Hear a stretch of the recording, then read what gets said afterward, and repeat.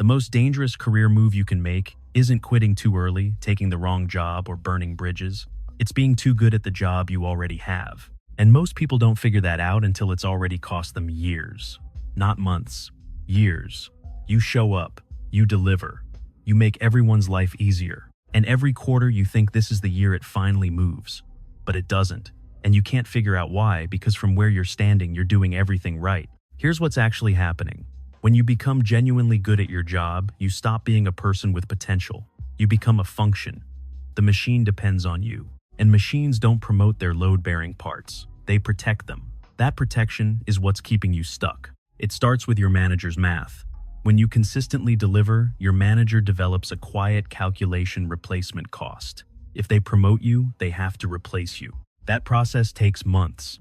Hiring, onboarding, knowledge transfer, and if the new person doesn't work out, it reflects on them. So keeping you where you are is the path of least resistance. Not because they don't value you, because they value you too much in exactly the wrong way. The more problems you solve, the more indispensable you become at your current level.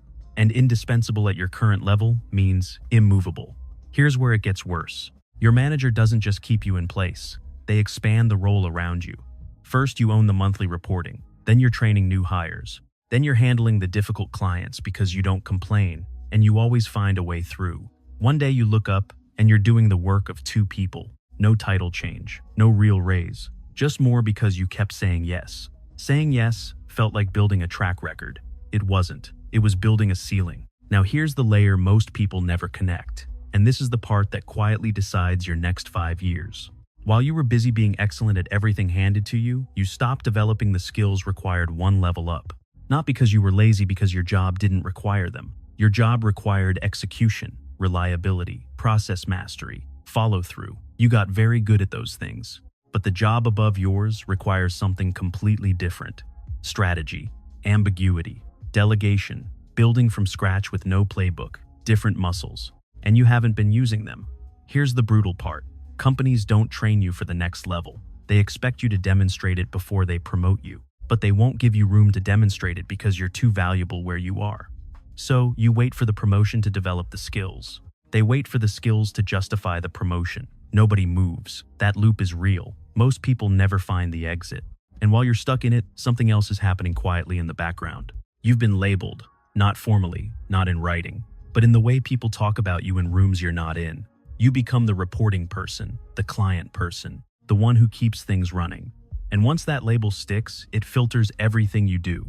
You volunteer for a strategic project, oh, she's just helping out. You propose a new direction, yeah, that's his operational angle. 3 years of excellent execution doesn't make leadership think she's ready for strategy. It makes them think she's excellent at execution. More evidence, same conclusion. Every quarter you deliver, the label gets heavier. I want to stop here and be honest, because this isn't just framework, I live this.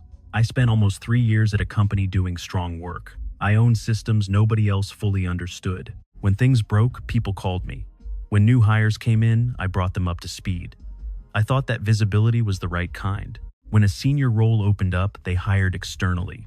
Not because I wasn't capable, but in every room I wasn't in, I had already been filed under one identity, the person who keeps the machine running. Steady, reliable, essential to the current state. Nobody was picturing me building something new. 3 years of evidence for one story about me, 0 evidence for any other. That cost me more than the role. It cost me the years I spent building the wrong case. Here's what makes it worse. The people who actually get promoted fastest are often not the best performers on the team. They're the ones who made themselves visible at the right altitude. They built relationships outside their immediate team.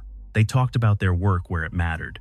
And they expressed what they wanted directly without drama, just clearly. Which means the advice most people follow, work hard, and let the results speak for themselves, is one of the most expensive pieces of career advice you'll ever take. Results speak to the people who can see them. Your manager sees your work. Their manager hears about it sometimes. The people 2 levels up, the ones who actually decide promotions, succession plans, who gets considered, they almost certainly don't know what you do day to day. Promotion decisions don't happen in performance reviews. They happen in conversations you're not in. Succession planning meetings, skip-level discussions, hallway conversations about who seems ready. And in those rooms, nobody's looking at your output metrics.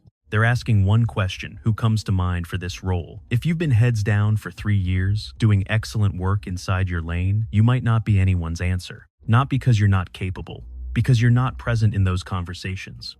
Performance data confirms you're good. Narrative tells them you're ready, not the same signal. And if nobody's carrying your story into those rooms, leadership fills in the blank with the most convenient answer, which is almost always happy where they are. Silence reads as satisfaction.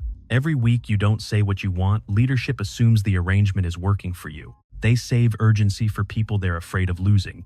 And right now, they're not afraid of losing you. So here's the exit. Specific. No vague advice. One, competence is still the floor. Everything else assumes you're delivering. But delivery alone is a baseline, not a strategy. 2, your goals are not private feelings. They're information your organization needs. Say what you want, explicitly, to your manager and to people above your manager. Something as direct as, I want to be doing X by end of year. Here's what I'm working toward, what would help me get there. That conversation creates a clock. It creates risk. Organizations pay attention to what they might lose. 3, start doing the job above yours before you have the title, not by abandoning your current work. By reallocating toward decisions, not just deliverables, proposals, cross-functional projects, upstream conversations. Build evidence for a different story about yourself. 4, build relationships above your immediate team deliberately. The people who shape your trajectory are usually 1 or 2 levels above your manager. Find legitimate reasons to interact with them. Ask questions that signal you're thinking at their level. 5, let some things be good enough.